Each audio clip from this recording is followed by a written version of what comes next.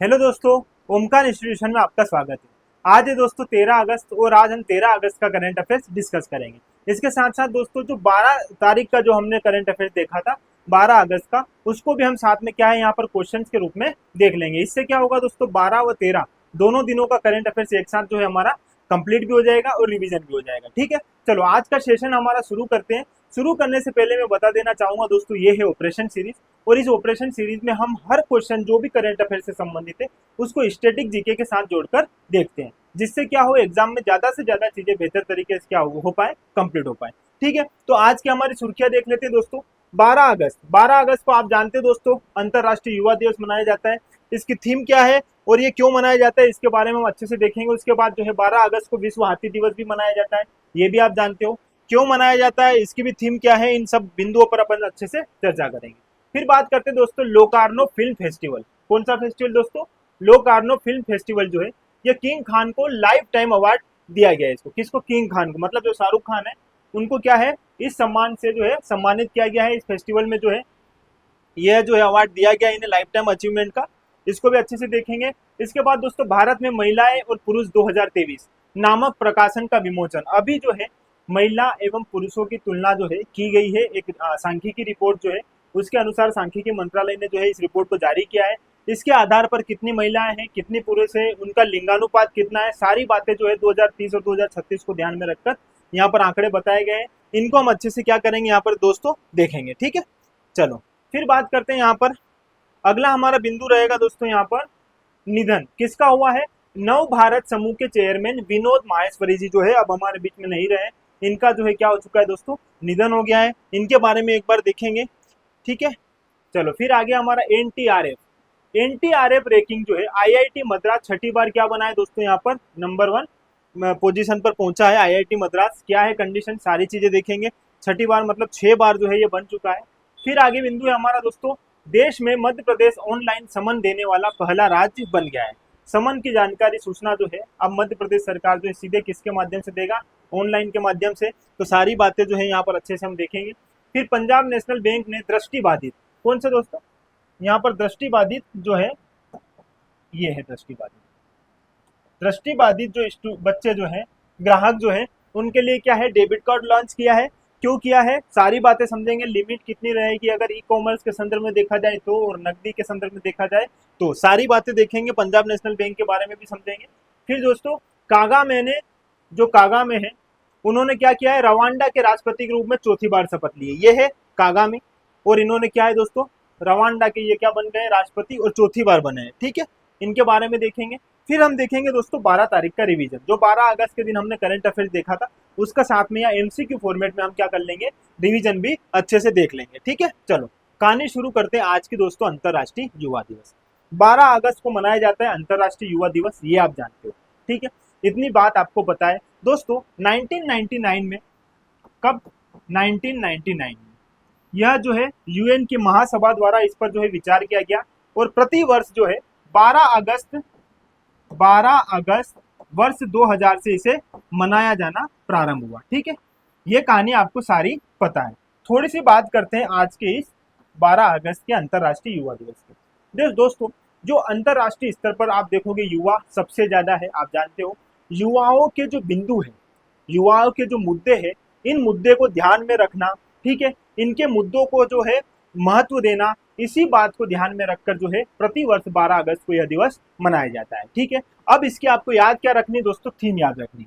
ठीक है, तो 2024 में जो है युवा दिवस मनाया गया। इसकी थीम है दोस्तों यहाँ पर प्रगति से प्रगति तक। किससे? प्रगति से, क्लिक से प्रगति तक, सतत विकास लक्ष्य के लिए युवा डिजिटल मार्ग। याद रखना आपको ये। साथ ही साथ एक बात और यहाँ पर मेंशन करना दोस्तों, राष्ट्रीय युवा दिवस कब मनाया जाता है। अगर मैं राष्ट्रीय युवा दिवस की बात करूंगा तो वो कब मनाया जाता है, तो राष्ट्रीय युवा दिवस मनाया जाएगा दोस्तों कब, 12 जनवरी। 12 जनवरी क्यों? क्योंकि स्वामी विवेकानंद जी का क्या हुआ था दोस्तों, जन्म हुआ था इस दिन। ठीक है, ये बात आप जानते हो। इनकी ही जो याद में हम क्या है राष्ट्रीय युवा दिवस मनाते हैं। और अंतरराष्ट्रीय युवा दिवस 12 अगस्त को, 12-12 दोनों है। पहले हमारा राष्ट्रीय है इसलिए जनवरी में, फिर अंतरराष्ट्रीय इसलिए अगस्त में। ठीक है, इस हिसाब से भी इसको याद रख लेना। फिर दोस्तों देखते हैं विश्व हाथी दिवस। विश्व हाथी दिवस जो है हाथी के संरक्षण को ध्यान में रखकर जो है विश्व हाथी दिवस मनाने की जो है घोषणा की गई। यह घोषणा हुई थी दोस्तों 2012 में। ठीक है, विश्व हाथी दिवस की स्थापना हुई थी 2012 से, और तब से जो है हाथी के संरक्षण के लिए, हाथी को जो बचाने के उद्देश्य से जो है इस दिन जो है हम मनाते हैं, हाथी का जो महत्व समझे। इसी दिन को 12 अगस्त को जो है हम इसी बात को ध्यान में रखकर विश्व हाथी दिवस के रूप में मनाते हैं। दोस्तों समझना यहाँ पर, ये है 2024 की इसकी थीम। ठीक है, थीम क्या है? प्रागैतिहासिक सौंदर्य, धार्मिक प्रासंगिकता और पर्यावरण महत्व को मूर्त रूप देना। ये क्या है? इसकी थीम है 2024 की। ठीक है, ये बात आप क्या रखना है दोस्तों, यहाँ पर याद रखना है 2024 की थीम। चलो फिर बात करते हैं, अगला हमारा बिंदु है लोकार्नो फिल्म फेस्टिवल। इसमें जो है दोस्तों किंग खान को लाइफ टाइम अचीवमेंट अवार्ड दिया गया। ये है किंग खान। किंग खान बोले तो हमारा शाहरुख खान। ठीक है, और शाहरुख खान ने दोस्तों फिल्म जगत में बहुत अच्छा काम किया है, ये आप सब जानते हो। ठीक है, हमारे बॉलीवुड के साथ साथ ये विश्व भर में फेमस है दोस्तों। इनको बहुत सुपरस्टार के रूप में इनको माना जाता है, ये आप सब जानते हो। अभी जो है दोस्तों लोकार्नो फिल्म फेस्टिवल हुआ है। ये कहाँ पर हो रहा है?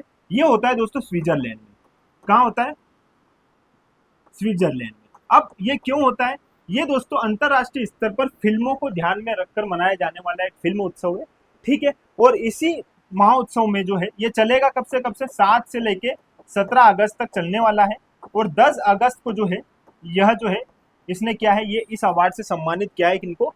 हमारे शाहरुख खान को लाइफ टाइम अचीवमेंट अवार्ड के लिए। ठीक है, जीवन पर्यंत इन्होंने फिल्म जगत में बहुत बेहतर कार्य किया।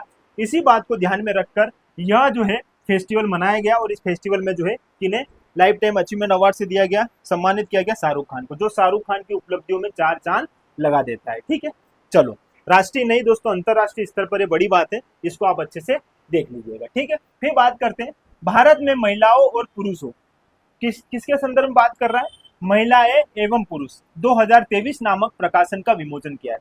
सांख्यिकी मंत्रालय ने हाल ही में एक डेटा जारी किया है दोस्तों। इस डेटा में पुरुष एवं महिला के संदर्भ में उन्होंने गणना की है। हालांकि बहुत सारे बिंदु है, लेकिन जो एग्जाम ओरिएंटेड है वो मैं आपको यहाँ पर बताऊंगा। ठीक है, तो 2030 तक कितनी वृद्धि हो सकती है, 2036 तक जो है लिंगानुपात कितना है, 2011 में कितनी जनसंख्या थी महिलाओं की, वर्तमान में कितनी बढ़ गई है, ये सारे बिंदु हम यहाँ पर एक बार अच्छे से देखते हैं। चलो बात करते हैं दोस्तों, इनके जो प्रकाशन किया गया है, इन प्रकाशन के जो महत्वपूर्ण बिंदु है, उन बिंदुओं को हम अच्छे से यहाँ पर क्या कर लेते हैं, देख लेते हैं। ठीक है, चलो बात करते हैं 2030 तक भारत की जनसंख्या कितनी हो जाएगी? 152.2 करोड़। ठीक है, अभी 121 करोड़ है 2011 की जनगणना के अनुसार, तो ये अनुमानित है दोस्तों, ये बात भी याद रखना। 152.2 करोड़ इसकी जो है 2030 तक क्या हो सकती है, जनसंख्या हो सकती है। अब 2011 में जो जनसंख्या थी महिलाओं की 48.5% थी। ठीक है, लेकिन 2030 में एक मामूली वृद्धि होगी, इसमें अल्प वृद्धि, ऐसा अनुमान लगाया जा रहा है, और 48.8% तक जो है महिलाओं की पॉपुलेशन रहेगी। ठीक है, ये बात आप जानते हो। ठीक है, अब बात करते हैं दोस्तों 60 वर्ष या इससे अधिक आयु की आबादी में काफी वृद्धि होने का अनुमान है। कितनी?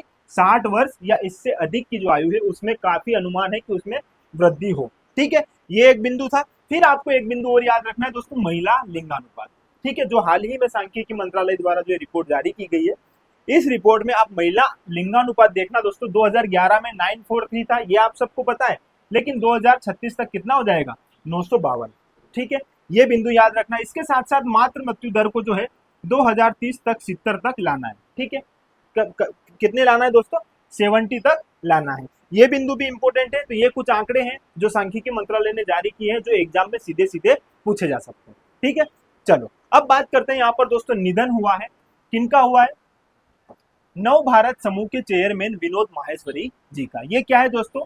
ये है नव भारत समूह के, जो नव भारत ग्रुप है उसके चेयरमैन थे। इसके साथ साथ दोस्तों नव भारत के संपादक, प्रधान संपादक के रूप में भी इन्हें जाना जाता है, और हाल ही में इनका क्या हो चुका है, यहाँ पर निधन हो गया है। ये एक जानकारी है, इंफॉर्मेशन है जो आपको यहाँ पर याद रखनी है। ठीक है, फिर बात करते हैं दोस्तों एनटीआरएफ। एनटीआरएफ ने क्या किया दोस्तों? अपनी रैंकिंग जारी की है, जिसमें आईआईटी मद्रास को 6ठी बार नंबर 1 पर इन्होंने रैंक दी है। किसको? आईआईटी मद्रास को। आप बस इतना याद रख लीजिएगा, ये एक क्या करती संस्थान है दोस्तों, ये नेशनल लेवल पर जो इंस्टीट्यूशन है उनके लिए क्या करती है, रैंकिंग निर्धारित करती है। ठीक है, इसके बारे में आप जानते हो, जो टेक्नोलॉजी से संबंधित जो नेशनल इंस्टीट्यूट है उनके लिए जो है ये क्या करती है, रैंक जारी करती है। और आईआईटी मद्रास जो है 6ठी बार क्या बना है दोस्तों, यहाँ पर नंबर 1 पर आया है। ठीक है, याद रखना कौन दोस्तों, यहाँ पर किसके द्वारा नंबर 1 अंक प्राप्त किया है, किसने, आईआईटी मद्रास में। ठीक है, बिंदु इंपॉर्टेंट है, एक बेसिक जानकारी है जो आपको यहाँ पर याद होनी चाहिए। ठीक है, फिर बात करते हैं दोस्तों, देश में मध्य प्रदेश ऑनलाइन समन देने वाला पहला राज्य बन गया है। जो मध्य प्रदेश सरकार ने हाल ही में एक ऐसा कॉन्सेप्ट लाया है कि जो समन जारी करते हैं या किसी अधिकारी को या किसी भी प्रकार से हम किसी को सूचना देते हैं, तो यहाँ पर जो है पूरा उसको किस पर लाने वाला, ऑनलाइन लाने वाला काम किया है किसने, मध्य प्रदेश सरकार ने। तो ये देश में एक पहला जो है क्या बन गया है ऐसा राज्य जो ऑनलाइन रूप से समन जारी करेगा। ठीक है, ये मध्य प्रदेश के संदर्भ में है, आपको ये वाली बात भी याद रखनी है। फिर बात करते हैं दोस्तों, पंजाब नेशनल बैंक ने दृष्टिबाधित ग्राहकों के लिए डेबिट कार्ड लॉन्च किया। देखो, डेबिट कार्ड लॉन्च किया किसने किया है, पंजाब नेशनल बैंक ने। पहली बात तो आप ये समझो। ठीक है, पंजाब नेशनल बैंक ने यहाँ पर क्या किया है, डेबिट कार्ड लॉन्च किया है, एक बिंदु ये। ठीक है, लेकिन किसके लिए किया है, दृष्टिबाधित युवा, जैसे जिनको दिखने में क्या है दोस्तों कमी आ रही है, जो देख नहीं पा रहे, उन लोगों के लिए पंजाब नेशनल बैंक ने ये जारी किया। अब ये क्या होगा दोस्तों, ये रुपए पे काम करेगा। आप जानते हो रुपए टेक्नोलॉजी जो है, रुपए सिस्टम, उस पर ये काम करेगा। और इसमें जो डेबिट कार्ड है इसकी जो सीमा है दोस्तों, अगर आप कैश निकालना चाहोगे, ये याद रखना, अगर कैश निकालना चाहोगे नकदी, तो एक दिन में आप 25,000 रुपए इसमें निकाल सकते हो। ठीक है, और यदि आप ई कॉमर्स से संबंधित कोई काम कर रहे हो, ठीक है, कोई व्यापार कर रहे हो, ठीक है, या कुछ खरीदना है या कुछ भी लेना देना है आपको, यदि इस आधार पर अगर काम करोगे तो इस डेबिट कार्ड के थ्रू आप कितना 60,000 तक का जो है काम कर सकते हो। ठीक है, ये दोनों लिमिट याद रखना, ये इंपॉर्टेंट है। ठीक है, फिर बात करेंगे यहाँ पर हम किसकी, पंजाब नेशनल बैंक की। पंजाब नेशनल बैंक आप जानते हो दोस्तों एक अनुसूचित बैंक है। पहली बात तो ये अनुसूचित बैंक है। ठीक है, और दूसरी, देश की दूसरी सबसे बड़ी अनुसूचित बैंक है। पहली एसबीआई, दूसरी है। लेकिन इसके बारे में एक फैक्ट समझना दोस्तों, 1895 के आसपास इसकी क्या होती है, स्थापना। देखो यहाँ पर पूरा पंजाब नेशनल बैंक में आपको समझाता हूँ, अच्छे से इसको समझने की कोशिश करना, कभी यहाँ से एग्जाम में प्रश्न बन जाए तो आप अच्छे से सही आंसर तक पहुंच पाओ। ठीक है, चलो ये मैं ले लेता हूँ पेन यहाँ पर। ठीक, चलो अब बात करते हैं पंजाब नेशनल बैंक। ठीक है, कहानी सुनना दोस्तों, अगर अनुसूचित बैंक की मैं बात कर रहा हूं तो देश की दूसरी सबसे बड़ी अनुसूचित बैंक है, आप जानते हो पंजाब नेशनल बैंक। इसके साथ साथ दोस्तों इसकी स्थापना देखो, स्थापना आप देखोगे कब हुई थी, तो स्थापना हुई थी दोस्तों 1895 के आसपास। ठीक है, पहली बात ये। अब इसके संस्थापक कौन थे, उस समय इसके संस्थापक थे दोस्तों लाला लाजपत राय। लाला लाजपत राय, ये बात भी आपको पता है। ठीक है, फिर क्या होता है, एक इसका महत्वपूर्ण बिंदु ये है कि ये पूर्णतः भारतीयों द्वारा स्थापित की जाने वाली बैंक है। ये पूर्ण रूप से भारतीयों की जो पूंजी इसमें लगी हुई थी। ठीक है, तो ये पूर्णतः जो है, पूर्णतः भारतीयों की पूंजी द्वारा निर्मित। इंपॉर्टेंट फैक्ट, सबसे बड़ी बात जो है इस पूरी पंजाब नेशनल बैंक की, ये सीधा सीधा एग्जाम में इसे प्रश्न पूछा जाता है, सीधा सीधा पूछा जाएगा दोस्तों। आपको सीधी बात यहाँ पर इसको ऐसे याद रखनी है कि ये पूर्णतः जो है भारतीयों की पूंजी द्वारा निर्मित किया गया था। लेकिन इसकी स्थापना हुई थी कहाँ पर, इसकी स्थापना उस समय हुई थी दोस्तों पाकिस्तान के लाहौर प्रांत में, जो वर्तमान पाकिस्तान है उसके लाहौर में, ये याद रखना। और वर्तमान में अगर इसका हेडक्वार्टर देखोगे दोस्तों, इसका हेडक्वार्टर देखोगे तो न्यू दिल्ली में इसका क्या है, हेडक्वार्टर है। ठीक है, ये सारे बिंदु जो है पंजाब नेशनल बैंक से संबंधित थे, जो आपको यहाँ पर क्या है याद रखना। बस बेसिक बात है, ऐसे ही एग्जाम में यहाँ सीधे सीधे प्रश्न पूछे जाते हैं, आपको सीधे सीधे समझना होगा और सीधे सीधे सही आंसर तक पहुंचना होगा। ठीक है, अब बात करते हैं दोस्तों कागामे की। ये क्या है, कागामे ने रवांडा के राष्ट्रपति के रूप में चौथी बार क्या ली है, शपथ ली। ये है जॉन कामागे, और इन्होंने चौथी बार 4th टाइम जो है ये राष्ट्रपति बन रहे, कहाँ के, रवांडा के। रवांडा अफ्रीका का एक देश है दोस्तों, आप जानते हो, जिसकी जनसंख्या बहुत ही कम है, मतलब भारत का जो केरल राज्य है इससे भी कम जो है इसकी आबादी है, बहुत छोटी है। लेकिन यहाँ पर हाल ही में चौथी बार जो बने हैं यहाँ की कौन, राष्ट्रपति कागामे। ठीक है, अब रवांडा की राजधानी याद रखना दोस्तों, किगाली। किगाली जो है इसकी क्या है, राजधानी है। आपको ये बात यहाँ पर क्या रखना है, याद रखना है। ठीक है, एक अच्छा इन्फॉर्मेशन था, ये भी आपको यहाँ पर अच्छे से समझना है। फिर बात करते हैं दोस्तों 12 तारीख के रिवीजन की। फटाफट से हम जल्दी जल्दी हमारा रिवीजन कर लेते हैं ताकि जो कल हमने पढ़ा था वो हम भूले नहीं। देखो दोस्तों, ऑब्जेक्टिव फॉर्मेट में मैं आपको सीधे सीधे आंसर बताऊंगा और आगे बढ़ेंगे, क्योंकि कल हमने पूरी तरीके से इन सबका क्या कर रखा है, अच्छे से डिस्क्रिप्शन में पढ़ रखा है। ठीक है, चलो अब बात करते हैं दोस्तों। चलो आगे हमारा बिंदु है, ये है राष्ट्रपति द्रौपदी मुर्मू को grand collar of the order of Timor Leste से सम्मानित किया गया है। तिमोर लिस्टे की राजधानी क्या है? मैंने बताया था कि जो राष्ट्रपति महोदय है दोस्तों 6 दिन के विदेशी दौरे में गई है, जिसमें वो कहाँ कहाँ गई है, न्यूजीलैंड गए हैं, ठीक है, फिजी गए हैं, और उसके बाद जो है तिमोर लिस्टे गए। तो तिमोर लिस्टे जब वो गए हैं तो वहां पर इनको तिमोर लिस्टे का सबसे बड़ा सम्मान जो है कौन सा, the grand collar of the order of Timor Leste, इससे उन्हें सम्मानित किया गया है। तो तिमोर लिस्टे की राजधानी क्या है दोस्तों, यहाँ पर दिल्ली।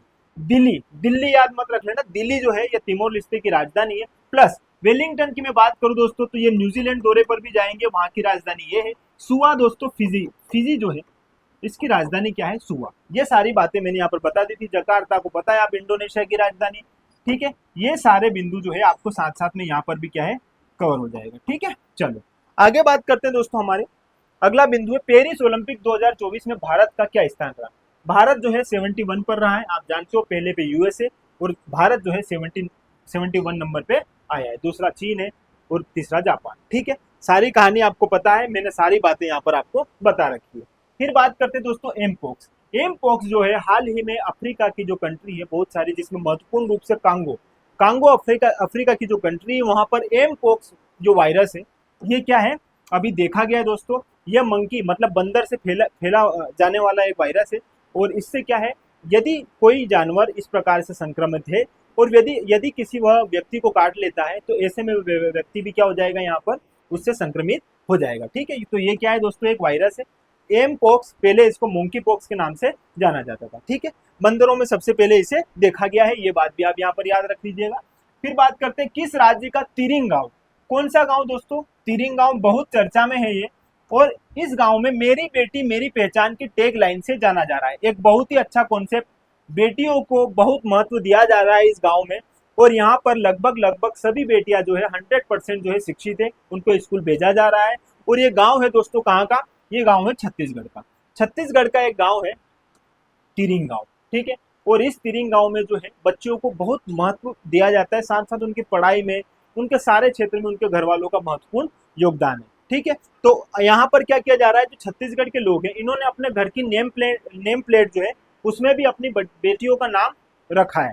जो नेम प्लेट रहती है घर की, उस पर किसका नाम लिखा रहता है, यहाँ की बेटियों की। तो एक बहुत अच्छी पहल है जो देश के साथ साथ पूरे अंतर्राष्ट्रीय स्तर पर इस बात को, महिलाओं के संदर्भ में एक महत्व की बात को दर्शाता है। ठीक है, ये बात भी आप यहाँ पर अच्छे से देख लीजिएगा।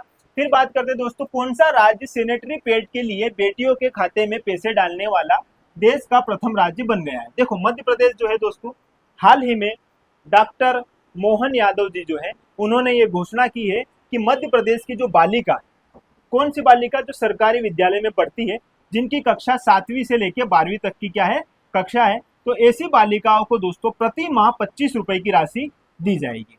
और वार्षिक रूप से देखा जाए तो 300 रुपए। ठीक है, और हाल ही में यह इन्होंने घोषणा की है। और 57 करोड़ जो है इसके लिए इन्होंने ये जो व्यय लगाया है, अनुमानित किया है 57 करोड़। और उसमें 19 लाख जो है छात्राएं हैं, उनके खाते में इस हिसाब से पैसे भेजे जाएंगे। ठीक है, तो ये बिंदु भी आपको याद रखना है। तो ये ऐसा करने वाला पहला राज्य बन गया देश का मध्य प्रदेश। ये बिंदु भी आपके लिए इंपॉर्टेंट है। इसके साथ बात करते दोस्तों आईओसी के पद पर थॉमस बाथ का कब तक बने रहेंगे पद पर। ठीक है, देखो थॉमस बाथ जो है हाल ही में आप जानते हो दोस्तों, अभी जो है ओलंपिक खत्म हुए हैं, पेरिस ओलंपिक। लेकिन ओलंपिक को संचालित करने वाला या ओलंपिक की जो है जिम्मेदारी किसके पास है, आईओसी। आईओसी की मैं बात करूं दोस्तों तो इंटरनेशनल ओलंपिक कमेटी है आईओसी। और यहाँ पर इसकी स्थापना हुई थी दोस्तों 1894 में। इसके बाद ही दोस्तों 2 वर्ष बाद जो है हमारे 1896 से क्या शुरू हो गए थे एथेंस में ये ओलंपिक। ठीक है, अब जो है यहाँ पर बात समझना, यहाँ से ओलंपिक की शुरुआत हुई 1896 से, लेकिन चलाने वाली संस्थान कौन है, आईओसी। और एक और बिंदु यहाँ पर याद रखना, भारत की एक महिला है जो 2 बार आईओसी की सदस्य बनी है, जिनका नाम है नीता अंबानी। 2016 के रियो ओलंपिक में भी यह चयनित हुई थी और अभी 2024 के जो पेरिस ओलंपिक हुए हैं इनमें भी इनका क्या हुआ है, यहाँ पर चयन हुआ है। ठीक है, ओलंपिक की सारी कहानी आपको पता है, लेकिन थॉमस बाथ ने जो है इसमें परिवर्तन चाहा है और उन्होंने कहा है कि अब मैं 2025 तक ही जो है क्या करूंगा, इस पद पर रहूंगा, क्योंकि अब मैं चाहता हूं कि परिवर्तन आए। ठीक है, हालांकि बहुत सारे लोगों ने बोला है कि आप ही बने रहिए, लेकिन उन्होंने कहा कि परिवर्तन जरूरी है और उन्होंने इसके साथ साथ जो ओलंपिक चार्टर है इसका भी हवाला दिया और बोला कि 12 वर्ष तक ही जो है एक व्यक्ति यहाँ पर रह सकता है। ठीक है, 2013 में इन्हें चुना गया था, ये जानकारी भी आप यहाँ पर याद रख लीजिएगा। ठीक है, सारी कहानी मैंने आपको बता दी है, आप एक बार इसको अच्छे से समझ लीजिएगा। ठीक है, चल फिर बात करते हैं दोस्तों, अनंत दर्शन शंकर का संबंध किस क्षेत्र से है। तो देखो, यह जो है दोस्तों पर्यावरण से संबंधित है आनंद दर्शन जी, और इनको दोस्तों हाल ही में एम.एस. स्वामीनाथन जो है अवार्ड दिया गया है। एम.एस. स्वामीनाथन अवार्ड जो है पर्यावरण के क्षेत्र में दिया जाता है। आप जानते हो हमारे देश में हरित क्रांति के जनक के रूप में एम.एस. स्वामीनाथन को जाना जाता है। 1967-68 में हरित क्रांति हमारे देश में आई, उस समय इंदिरा गांधी जो है हमारी क्या थी दोस्तों, प्रधानमंत्री थी, और यहाँ पर 2024 में जो है इन्हें भारत रत्न से भी सम्मानित किया गया है। किन्हें? एम.एस. स्वामीनाथन जी को। ठीक है, मैंने पूरी कहानी आपको इनकी बताई है, क्या है एम.एस. स्वामीनाथन जी के बारे में, हरित क्रांति के बारे में। और हरित क्रांति के अगर विश्व स्तर पर मैं जनक के रूप में बात करूं तो वो कौन है दोस्तों, वो है हमारे नॉर्मन ई बोरलॉग। और वो कहाँ से संबंधित है, वो यूएसए से संबंधित है। सारी बातों को हमने यहाँ पर अच्छे से क्या किया था, उस दिन डिस्कस किया था। ठीक है, तो आई होप आपको सारे बिंदु याद रहे होंगे, लेकिन फिर भी मैं ओरली आपको वो सारे रिविजन करवा देता हूँ। ठीक है, प्रधानमंत्री मोदी जी ने हाल ही में कितनी अनाज की किस्मों का विवरण दिया है। दोस्तों 109 अनाज की किस्में जो जैविक कृषि को ध्यान में रखकर साथ साथ जलवायु के अनुकूल होगी, ऐसी जो है फसलें जो है हमारे माननीय प्रधानमंत्री जी द्वारा नई दिल्ली में आयोजित एक सभा में उनका परिचय करवाया गया है। ठीक है, तो ये जो है फसलें क्या करेगी, ये बहुत हाई प्रोडक्शन देगी दोस्तों। साथ ही साथ दोस्तों यह जो है जैविक कृषि को भी बढ़ावा देगी और जलवायु के भी अनुकूल होगी। इससे किसी भी प्रकार से किसी मृदा को हानि नहीं पहुंचेगी और ज्यादा से ज्यादा प्रोडक्टिविटी प्राप्त होगी। ठीक है, तो ये सारे बिंदु जो है हमने देख रखे हैं। फिर हमारा अगला बिंदु दोस्तों, ये जो है ये हमारा फिर से क्वेश्चन रिपीट हो गया है कि राष्ट्रपति द्रौपदी मुर्मू को grand collar of the order of Timor Leste से सम्मानित किया गया है। तिमोर लिस्टे की राजधानी क्या है दोस्तों, दिल्ली। ये कहानी हमने पढ़ ली थी। चलो अब मेरी बात सुनिएगा दोस्तों, आज जो है 13 अगस्त हो चुका है और आज जो है CAS जो अंतरराष्ट्रीय स्तर पर एथलेटिक्स का क्या देती है दोस्तों, निर्णय देती है, डिसीजन देती है, यदि वो वहां पर किसी भी बात से संबंधित अगर वहां पर क्या आपत्ति जताते हैं। तो विनेश फोगट ने जो है हाल ही में जो है जो पेरिस ओलंपिक हुए हैं उसमें ज्वाइंट सिल्वर को लेकर मांग करी है। इस बात का आज निर्णय आने वाला है। हम बात करते हैं दोस्तों, आज हमारा जो है पेरिस ओलंपिक लगभग 11 अगस्त को कंप्लीट हो चुका है। तो हम एक नया वीडियो आपके लिए लेकर आ रहे हैं जिसमें दोस्तों संपूर्ण रूप से पेरिस ओलंपिक से संबंधित सारी बातें उसमें होगी। आपका एग्जाम से संबंधित सारे फैक्ट जो है उसमें हम ऐड करेंगे, तो बेहतर तरीके से हम उसका क्या करेंगे दोस्तों, वहां पर अध्ययन करेंगे। तो जुड़े रहिएगा दोस्तों, और जुड़े रहने के लिए बहुत बहुत